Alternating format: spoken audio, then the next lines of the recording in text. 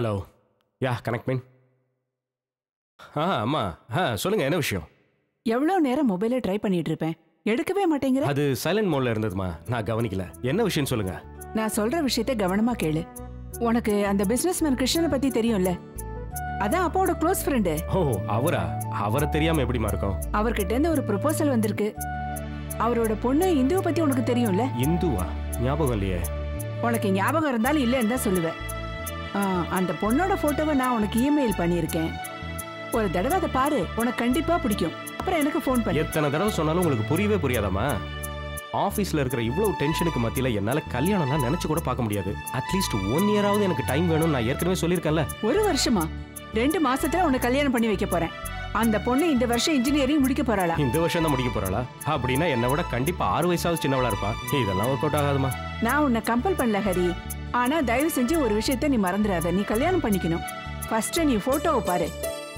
இப்போ எனக்கு பிளானே இல்லைன்னு சொல்லிட்டேன். அதுக்கப்புறம் போட்டோ என்ன பாக்குறது? நான் சொல்றத கேட்க மாட்டேன். ஐயோ அம்மா, டென்ஷன் வேண்டாம்.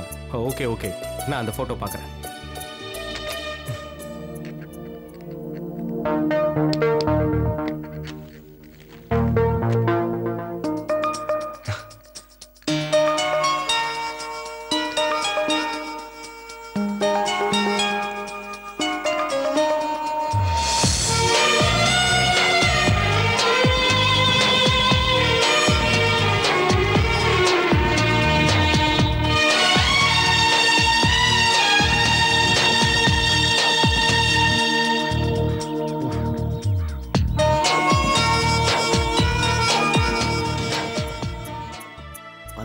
லேப்டாப் கூடயே பேசிக்கிட்டு இருக்கான். ஒரு பொண்ணை பாத்திர கூடாதே, என்ன மறந்துடுவல்ல? டிஸ்டர்ப் பண்ணாத. நான் இப்போதைக்கு கல்யாணம் பண்ணிக்கிறதா இல்ல, இந்த நாட்டோட சாஃப்ட்வேர் கிங் ஆகணும். அதான் என் லட்சியம். கல்யாணம் பண்ணா அதெல்லாம் நடக்காது. அப்படி இப்படி வீம்பா பேசுன. இப்போ ஒரு பொண்ணை கம்ப்யூட்டர்ல பார்த்ததான் அதை கட்டிட்டு ஆடுறியடா. நீ சொல்றது சரிதான்டா. அம்மா எனக்கு கல்யாணம் பண்ணி வைக்கணும்னு 3 வருஷமா டார்ச்சர் பண்ணிட்டு இருந்தாங்க.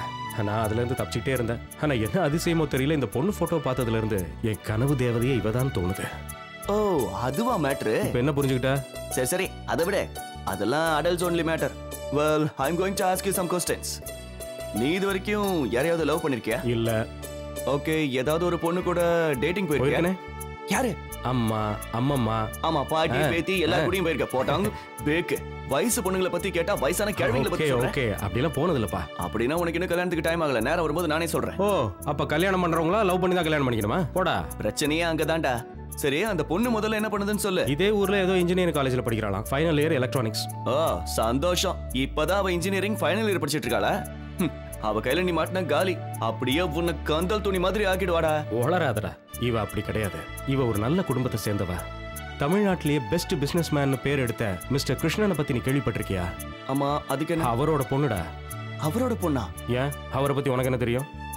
அவரை பத்தி கேட்டனா அவர் ஒன்னும் அவ்வளவு நல்லவர் இல்ல. இப்ப நீ எல்லாம் அவருக்கு சர்டிபிகேட் கொடுக்கற அளவுக்கு ஆயிடுச்சா? ஏதோ சொல்லணும்னு தோணுச்சு. நல்லதுக்கு காலமே இல்லடா. ஏய் இப்ப விஷயம் அது இல்ல. இன்னும் 2-3 வருஷத்துல நம்மளோட கம்பெனி தமிழ்நாட்டுல மட்டும் இல்ல, இந்தியா லெவல்ல பெருசாகணும். அதுதான் என்னோட கனவுன்னு உனக்கே தெரியும்ல. நான் அந்த கனவையும் மறக்கல, உன்னையும் மறக்கல. ஏன்னா இது ரெண்டுத்தையும் ஞாபகம் வச்சிருக்கிறதுனால தான் என் கம்பெனி இவ்வளவு வளர்ந்துருக்கு. அதனால தான் சொல்றேன், இவ்வளவு கஷ்டப்பட்டு நம்ம முன்னேறிக்கிட்டு இருக்கிற இந்த நேரத்துல நமக்கு கல்யாணம் எதுக்கு? இல்ல எனக்கு கல்யாண ஆசை வந்துடுச்சு, நான் கல்யாணம் பண்ணியே தீர்வேன்னு சொன்னா அதுக்கு ஒரு ஐடியா இருக்கு. என்ன ஐடியா? எல்லா வேலையையும் ஒழுங்கா செய்யறதுக்கு கம்பெனியோட எக்ஸிகியூட்டிவ் டைரக்டரா உன்னோட பிரெயினா இந்த ஜிகேங்கிற கோபாலகிருஷ்ணனை ப்ரமோட் பண்ணு. அதுக்கப்புறம் ஹனி மூணு வாட்டர் மூணு எங்க வேணா போ, யார் கேட்க போறா? கம்பெனியை வளர்க்க வேண்டியது ஏன் வேலை. கரெக்ட். ஆனா கம்பெனி கரண்ட் சிச்சுவேஷன் என்னன்னா, இப்போதைக்கு இந்த கம்பெனிக்கு இன்னொரு எம்டி தேவையில்லை. டேய் நீ எனக்கு வாக்கு கொடுத்திருக்கடா, அத மறந்துடாத. உன்னோட ஆசை எல்லாத்தையும் நான் அப்புறமா நிறைவேத்துறேன்டா. முதல்ல அந்த இந்துங்கிற இந்துமதியை நேர்ல சந்திச்சு நிறைய விஷயங்கள் பேசணும். அதுக்கு ஒரு ஐடியா கொடுறா.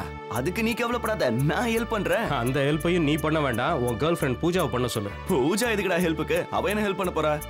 உன்னை லவ் பண்றவளுக்கு பொண்ணுங்க லாஜிக் கண்டிப்பா தெரியும். சரியா சொன்ன. யாரா? ஆஹா, 5 மணிக்கு அந்த பென்லைன் குரூப்பை மீட் பண்றதா சொல்லியிருந்தேன். என்னால போக முடியாது, நீ போய் பாத்துறேன்டா.